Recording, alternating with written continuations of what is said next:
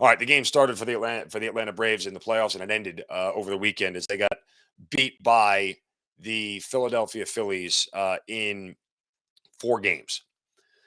You know, and I saw a lot of reactions online to what happened to the Braves and the fact that they had lost, and you know, the idea that there was something that they could have done differently. Um, no, there wasn't. The only thing they could have done differently is play better. I will say a couple of things. One, I told everybody prior to the playoffs started, you wanted no part of the Philadelphia Phillies. None. You don't want to play a divisional opponent in the playoffs. Avoid it at all costs. If it is, make sure it's a 7 game series. So you have at least the benefit of a longer series to make things happen and right the ship. You play a divisional opponent in a short series, you're asking for trouble, especially when you're the higher seeded team because you got to play near perfect. But in short, what the Braves did was just not play good baseball. I mean, guys, you have to understand what the Braves have become offensively, and it works over 162 games. It's problematic in the playoffs because the Braves have become a hit a home run or strikeout kind of team. That's it. That's who they are. And I know that's who they are because the numbers say so. And why that's problematic in the playoffs, and I know that it's problematic in the playoffs, is because as a Yankee fan, I've watched it for the better part of a decade. When 162 games, you either strike out or hit home runs. You have a lot more room to hit home runs over 162 games. You don't have that blessing in the playoffs. Over a 4 game stretch, if you don't hit a bunch of home runs, guess what? You'll lose more than you win. Get extrapolate that over a 20 game stretch, you'll probably hit more home runs. Why? Because the situations are more affable to hit one. Folks, the best 2 hitters and the 2 most dangerous hitters on your roster, Austin Riley and Michael Harris, batted 067 and 071 respectively. They were a combined 2 for 29 in the series. What are you going to do? The only guy who hit the ball was Travis d'Arnaud. That's it. I mean, Matt Olson hit a couple of home runs, and that's the thing. Not a single home run did the Braves hit that mattered. There was not a single game-changing home run. Not one that tied the game, not one that took the lead, nothing. Their home runs were meaningless. And oh, by the way, this team batted 180 over 4 games and struck out a whopping 43 times. You get 27 outs. If you do 10 of them by strikeout, it's not good. That's what it boils down to. Their OBP was 250. That's what it boils down to. You're not going to win a series when that happens. You're not. I mean, you look at the Phillies. Bryce Harper was 10 for 23, batted 435. Juan Segura batted 389. JT Realmuto, he was batting 250. I mean, these were guys, he scored 6 runs. This was the heart of their lineup, and they played really well. In fact, the best hitter, or the biggest power hitter on that team, Kyle Schwarber, he did a great job of. He went 1 for 20. He only got 1 freaking hit in the whole series and didn't have a single RBI. He was terrible. The other part of the thing that did the Braves in this series in particular is you had one starter, just one, get through 4 innings. And that was Kyle Wright, obviously. Starting pitching stunk. Guys, it happens. It happens. I mean, sometimes you just don't pitch well in the postseason. And excuses be damned. I mean, don't give me about the flu with Max Fried and everything else and Spencer Strider with the injury. Then if Spencer Strider couldn't have pitched, and I said this, if he wasn't able to start, he wasn't healthy enough to go and pitch an entire game, then he shouldn't have pitched, period. Figure out a different answer. Like I didn't like the whole concept of he's going to be a bullpen game. We'll pitch him for 3 innings and we'll figure it out. No, I didn't like that at all. I thought that was bad. I thought that was sketchy managing by Snit at best. I genuinely did. It was not something I thought was really very much a good philosophy. But they got beat by a team that played better. Are the Phillies better than they are? I don't know the answer to that.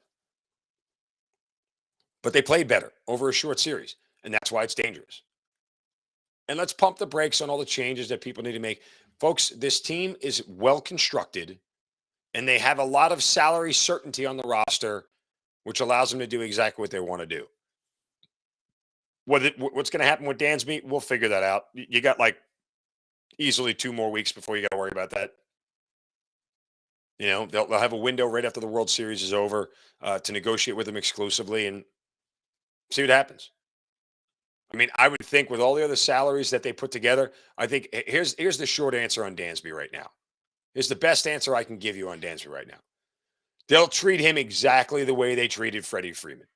They will make an offer and maybe increase it once if he wants him to. But other than that, they're not going to chase a dollar figure. That's not how Alex Anthopoulos is going to operate. That's not how Liberty Media is going to operate. They're not going to do the, hey, go get an offer, bring it back to us. We'll see if we can match it kind of deal. The Braves will make an offer. Alex Anthopoulos will make an offer. If Dansby doesn't want to accept it, he may come back to him and say, can you do any better? Here's what I got. Can you do any better? And just like they did with Freddie, they may up it a small amount. But at the end of the day, this is a team that is going to be smart with their contracts, and they're going to be very, very judicious about when they hand this one out. To this point, the Braves have not given I think Austin Riley is the highest average annual value of a contract at $21 million. They're not playing in that $25-30 million range. They ain't doing it. They are not doing it. So if Dansby Swanson is going to command what, the biggest shortstops in the league, Carlos Correa is, I think, getting $30 million, he's going to be on a different team. If Dansby wants to stay, then maybe he takes a discount. But nobody should believe in a hometown discount. I mean, that's just ridiculous, folks. You wouldn't do it. I wouldn't do it. Nobody would do it.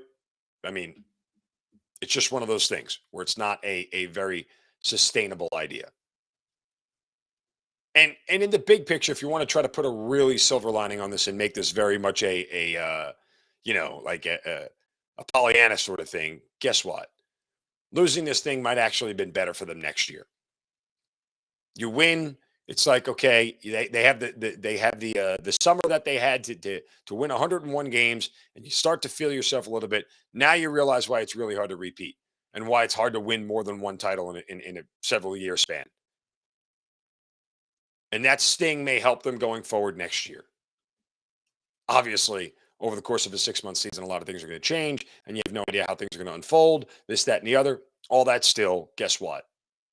There's a certain amount of lessons you can learn from losing this. And you hear the words about how the manager and the coaches all spoke at the end of this.